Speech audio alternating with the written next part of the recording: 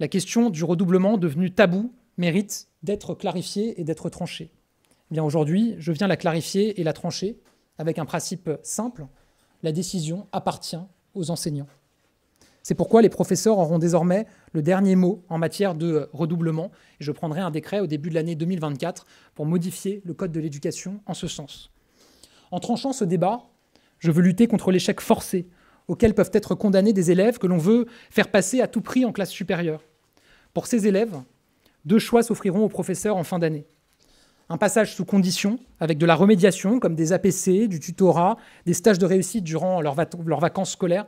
Je rappelle que nous avons d'ores et déjà 40 000 enseignants volontaires qui font des stages de réussite pendant les vacances et que nous doublons désormais leur rémunération pour ces stages de réussite dans le cadre du pacte enseignant.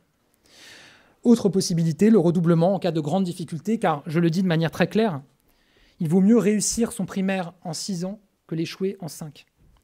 Car je le dis de façon très directe, quand on échoue au brevet, cela signifie qu'on n'a pas le niveau pour entrer au lycée. Dire cela, c'est dire la vérité aux élèves, la vérité à leurs familles, et c'est donc les respecter. Et cela, les professeurs le savent très bien. C'est pour cela que je souhaite faire du brevet un véritable examen d'entrée au lycée. Concrètement, un élève qui échoue au brevet ne pourra pas entrer dans la foulée au lycée, comme c'est pourtant le cas aujourd'hui. Il ne fera cependant pas un redoublement identique à l'année précédente, ce qui n'a souvent, et surtout à cet âge-là, pas beaucoup de sens, mais il fera une classe prépa-lycée. L'objectif est clair, réussir sa transition entre le collège et le lycée, là où beaucoup se joue encore.